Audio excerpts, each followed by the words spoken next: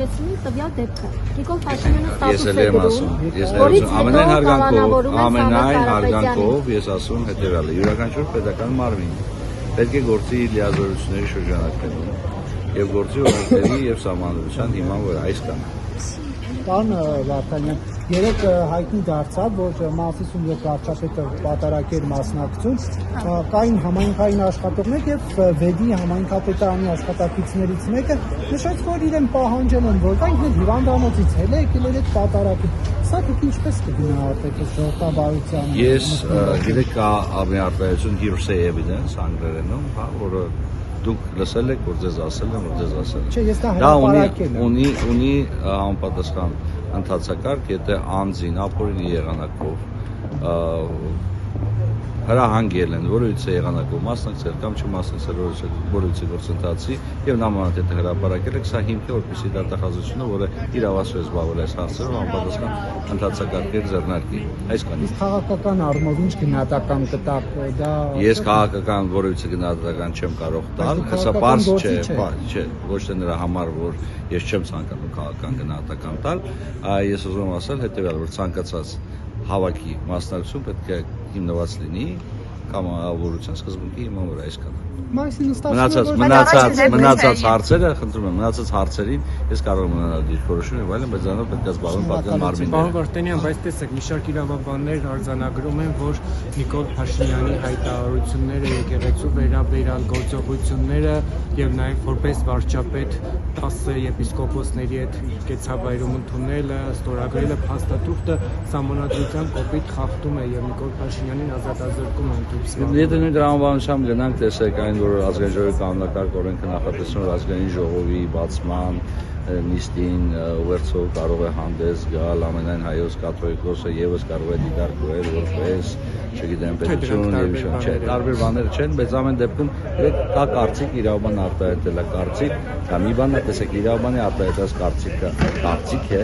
այն կարող է լինի հիմնավոր, կարող է լինի ոչ հիմնավոր եւ կա դատական ակտ կամ պետական մարմնի որոշում։ Մենք խոսում ենք կարծիքի մասին, կարծիք ես չեմ մեկնաբանում։ Ամեն դեպքում սահմանադրությամբ ամրագրված է, որ պետությունը եկեղեցին անջատել կներեք։ Ես սովորաբար բացառություն կանեմ, որտեղ կարծես դուք նոր եք լրատվական դաշտում։ Սովորաբար կանոնը հետեւյալն է, եթե դուք իրար ընդհատում եք, ես պարզապես դադարեցնում եմ հարցազրույցը։ Խնդրեմ։ Կարծում եք եկեղեցի միակ կառույցն է, առաջնահերթ կառույցն է, որտեղ պետք է արդարադատություն իրականացվի։ Արդարադատություն պետք է իրականացվի բոլոր ոլորտներում եւ արդարադատությունն իրականացնելը պետության գործառույթներից մեկն է։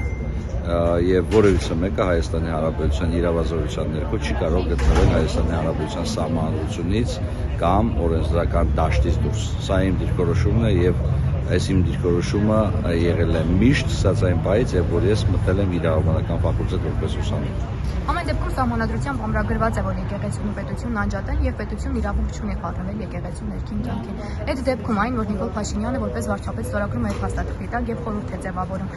չի խախտում սահմանադրության այդ կետերը։ Տեսեք, դուք ուզում եք որպեսզի ես տամ պատասխան, օրինակ դիցուկ կամ դատախազության կամ սահմանադրական դատարանի փոխարեն։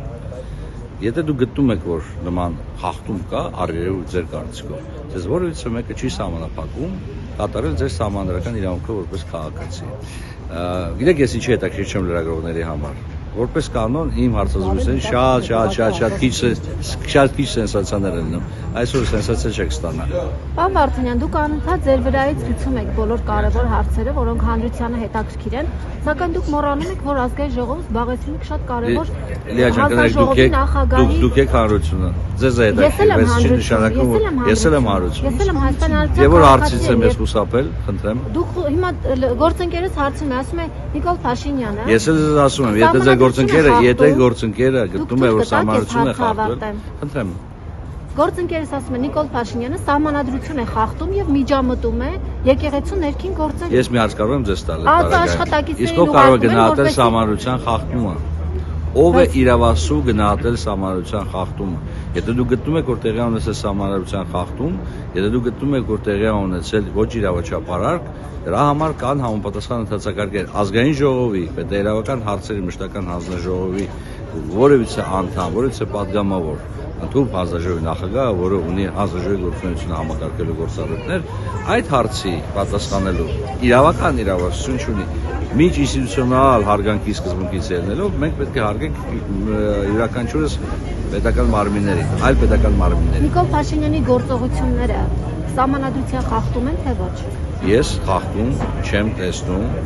գործողությունների մեջ, դուք տեսնում եք խախտում, դուք կարող եք դիմել սահմանադրական համապատասխան արտարդատական համապատասխան Այսինքն խախտում չէ, երբ սահմանադրության մեջ ամրագրված է, որ 7 անգամ էլ նույն հարցը տակ, 7 անգամ էլ լինելու են նույն պատասխանը։ Ինչ է դա նշանակում, երբ ասվում է, որ պետությունը իրավունք չունի միջամտել եկեղեցու ներքին գործերին։ Դա նշանակում է, որ պետությունը պետք է հարգի, խղճի եւ դավանանքի ազատությունը։ Սահմանադրությունը նախատեսում է նաև համապատասխան կարգավորումներ Հայաստանի Առաքելական Սուրբ Եկեղեցու հետ կապված։ Այդ կանոնակարգումները ըստ էության որոշակի կարգավիճակ են տալիս նաև Հայ Առաքելական Սուրբ Եկեղեցուն։ Եվ այդ գործընթացների շրջանակներում տեղի են ունենում զարգացումներ, որոնց մասին ցանկացած քաղաքական գործիչ իր դրական կամ իր բացասական Երբ Նիկոլ Փաշինյանը ասում է, ես խնդրում եմ, որպեսզի զեղչեն կաթողիկոսի անունը,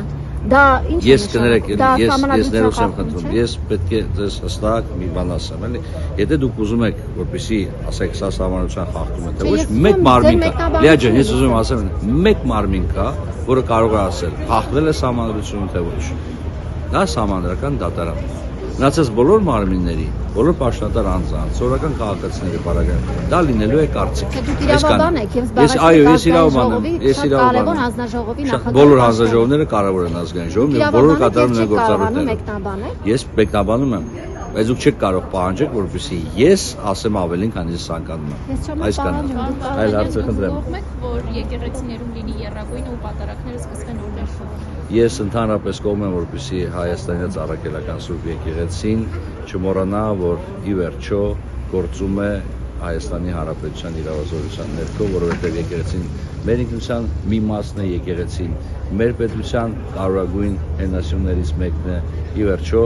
եկեղեցու կարգավիճակը սահմաններորեն ամրագրված, որից մեկը չի արգելել, չի վերացել եւ այդ կարգավիճակը պետք է հարգեն բոլոր կողմերը, նախ եւ առաջ այդ թվում եկեղեցին։ Իսկ այդ եպիսկոպոսներին, որոնք միացել են Փաշինյանին, ճանաչում եք դուք անձամբ։ Ես չեմ ճանաչում։